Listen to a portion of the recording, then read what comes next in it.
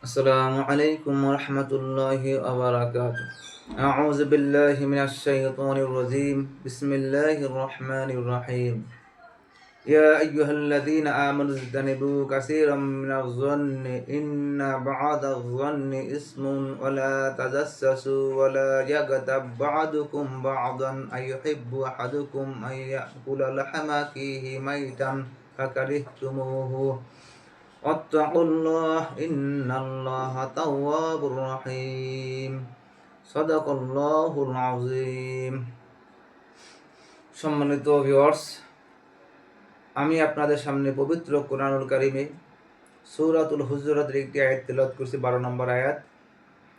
সূরাতুল হুজুরাত এটি মদিনায় অবতীর্ণ হয় 9ম হিজরিতে। এই সূরার ভিতরে আল্লাহ রাব্বুল আলামিন কিছু সামাজিক রীতিনীতি নিয়ে আলোচনা করেছেন। মানুষ সামাজিক জীব, সমাজে সুখে শান্তিতে বসবাস করতে হলে কিছু নিয়ম নীতি মানতে হয়, এবং যেই দোষগুলোর কারণে আমাদের মানুষের মধ্যে শত্রুতা হয়, বন্ধুত্ব নষ্ট হয়, এই জন্য আল্লাহ রাব্বুল আলামিন কিছু বিধিবিধান নাজিল করেছেন এই সূরার ভিতরে। আমি যে আয়াতটি তেলাওয়াত করেছি, আল্লাহ রাব্বুল আলামিন এখানে বলছেন ইয়া আইয়ুহাল্লাযীনা আমানু, আল্লাহ তাআলা ঈমানদারদেরকে ডাক দিয়ে বললেন, হে বিশ্বাসীরা, ইজতানিবু কাসীরাম মিনাজ যন্নি, যে তোমরা অনুমান করা থেকে, ধারণা করা থেকে বিরত থাকো। ইন্না বা'দাজ যন্নি ইসমুন, নিশ্চয়ই কোনো কোনো ধারণা, কোনো কোনো অনুমান পাপ। ওয়ালা তাজাসসু, মানে তোমরা গোপন বিষয় অনুসন্ধান করো না, গোয়েন্দাগিরি করো না, কারো পিছনে লেগে থাকো না। ওয়ালা ইয়াগতাব বা'দুকুম বা'দান, আর তোমাদের কেউ যেন অন্য ভাই অন্য ভাইয়ের গিবত না করে। আইয়াহিব্বু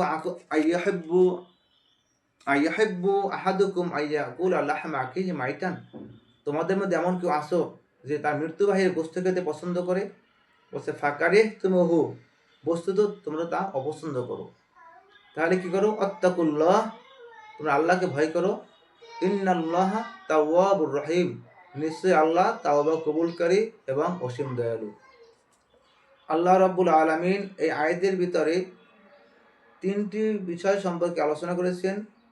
একটি হলো অনুমান করা বা কুধারণা করা, আরেকটা হলো গোয়েন্দাগিরি করা, অর্থাৎ একজনের পিছনে লেগে থাকা, কারো দোষ খুঁজে বের করা, আরেকটা হলো গীবত। 3টি মারাত্মক গুনাহ। এইগুলো আমাদের মধ্যে থাকলে মানুষের মধ্যে শত্রুতা সৃষ্টি হয়, বন্ধুত্ব নষ্ট হয়। আল্লাহ রাব্বুল আলামিন আমাদেরকে স্মরণ করে দিলেন, এর মধ্যে অন্যতম একটি গুনাহ হলো গীবত। গীবত শব্দের অর্থ হলো পরনিন্দা করা, কারণ কুচ্ছ রটনা করা, অন্যের দোষ ত্রুটি প্রকাশ করা এবং কারো অনুপস্থিতিতে তার দোষ সম্পর্কে বলা। এই গীবতের পরিচয় সম্পর্কে আল্লাহ রাসূল সাল্লাল্লাহু আলাইহি ওয়াসাল্লাম এটা বলেছেন। রান আবি হুরায়রা রাদিয়াল্লাহু তাআলা আনহু ক্বালা আন্নাহু ক্বাল, আবু হুরায়রা বর্ণিত, তিনি বলেন রাসূল সাল্লাল্লাহু আলাইহি ওয়াসাল্লাম বলেছেন, আতাদরুনা মাল গীবাহ, তোমরা কি জানো গীবত কি? ক্বালু আল্লাহু ওয়া রাসূলুহু আ'লামু, সাহাবায়ে কেরাম বললেন, আল্লাহ এবং তার রাসূল ভালো জানেন। ক্বালা যিকরুকা আখাকা বিমা ইয়াকরাহু, রাসূল সাল্লাল্লাহু আলাইহি সাল্লাম বললেন, তোমার ভাই সম্পর্কে এমন আলোচনা করা, বিমা ইয়াকরাহু, যা সে অপছন্দ করে, অর্থাৎ ভাইয়ের সম্পর্কে তার অনুপস্থিতিতে আলোচনা করা। যদিও সত্য কথাও হয়, তার অনুপস্থিতিতে বলা যাবে না। কিলা, সাহাবায়ে আরজ করলেন, আফারাইতা ইন কানা ফি আখি মা আকুলু, আমি যা বলি তা যে আমার ভাইয়ের মধ্যে থাকে, এ সম্পর্কে আপনি কি বলতেছেন? কলা, রাসূল সাল্লাল্লাহু আলাইহি ওয়াসাল্লাম বললেন, ইন কানা ফিহি মা তাকুলু, তুমি যা বলো তা যদি তোমার ভাইয়ের মধ্যে থাকে, তাহলে তুমি তার গীবত করছো। ফাকাদিক তাবাক্তাহু, তাহলে তুমি কি করছো? গীবত করেছো। ইল্লাম ইয়াকুন ফিহি, আর তুমি যা বলতেছো তার মধ্যে যদি না থাকে, মা তাকুলু, যা তুমি যা বলতেছো, ফাকাদ বাহাত্তাহু, তাহলে তুমি তার কি করলো? বহতান, বা তুমি তার অপবাদ দিল। বহতান মানে মিথ্যা অপবাদ দিলা। গীবত হারাম, আর বহতান হলো অত্যাধিক হারাম। এই গীবত আমাদের সমাজে বেশি প্রচলন আছে। আমরা যখন কোথাও এক জায়গায় বসি তখন আমরা গীবতটা বেশি আলোচনা করি, অন্যের দোষ নিয়ে আলোচনা করি, অথচ আমরা নিজের সম্পর্কে একটু আলোচনা করি না। আমরা অন্য ভাই নিয়ে যতটা আলোচনা করি, অথচ আমার নিজেকে নিয়ে এতটা আলোচনা করি না। এই জন্য গীবত একটি মারাত্মক গুনাহ। গীবত করলে গীবতের পরিণাম কি? গীবত পরিণাম সম্পর্কে হাদিসে আছে, আবি সাঈদ জাবির রাদিয়াল্লাহু তাআলা আনহুমা, আবু সাঈদ রাদিয়াল্লাহু তাআলা জাবির রাদিয়াল্লাহু তাআলা বর্ণিত আছে, কলা তারা বললেন, কলা রাসূলুল্লাহ সাল্লাল্লাহু আলাইহি সাল্লাম, রাসূল সাল্লাল্লাহু আলাইহি সাল্লাম বলেছেন, আল গীবাতু আসাদ্দু মিনাজ জিনা, গীবত এটা ব্যভিচার বা জিনা থেকেও মারাত্মক অপরাধ।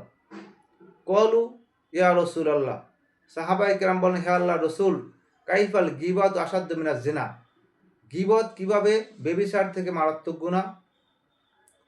কলা তিনি বলেন, ইন্নার রাজুলা লা ইয়াজনি ফায়াতুবু, যদি কোনো ব্যক্তি ব্যভিচার করে ফায়াতুবু, সে তওবা করে, ফায়াতুবুল্লাহু আলাইহি, আল্লাহ রাব্বুল আলামিন তার তওবা কবুল করতে পারেন।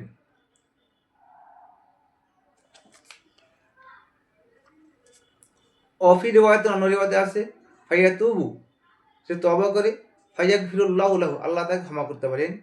ওয়া ইন্না সাহিবাল গীবাত, কিন্তু যার গীবত করা হয়েছে, লা ইউগফারু লাহু, তাকে ক্ষমা করা হবে না, হাত্তা ইয়াগফিরাহা লাহু সাহিবুহু, যতক্ষণ পর্যন্ত যার গীবত করা হয়েছে সে যদি ক্ষমা না করে। তো গীবত করার কারণে কি হয়? আমরা অনেক সময় দেখি, আমি নামাজ পড়ি, রোজা রাখি, হজ করি, দান সাদকা করি, কিন্তু আমাদের আমল নামায় মনে করি অনেক নেকি জমা হইতেছে। এই গীবতের কারণে আমার আমল নামাটা কী হলো, আমার যার গীবত করতেছি আমার নেকিগুলো তার আমল নামায় চলে যাচ্ছে এবং তার পাপগুলো আমার আমল নামায় আসছে। এমন সময় দেখা যাবে অনেক নেকি করার পরে যখন আমরা আমল নামা দেওয়া পেশ করা হবে আমাদের সামনে, তবু আমল নামা শূন্য। এই জন্য সম্মানিত উপস্থিতি, সম্মানিত ভিউয়ার্স, আমরা হাদিসের আলোকে গীবত করব না এবং গীবত শুনব না।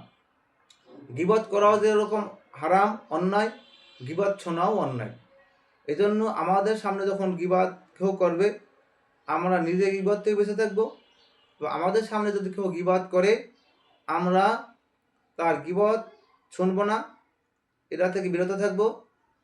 আল্লাহ রাব্বুল আলামিন আমাদেরকে এই অন্যায় কাজ থেকে বিরত থাকার তৌফিক দান করুন। আমিন। ওয়া আখির দাওয়ানা আলহামদুলিল্লাহি রাব্বিল আলামিন। আসসালামু আলাইকুম ওয়া রাহমাতুল্লাহি ওয়া বারাকাতুহু।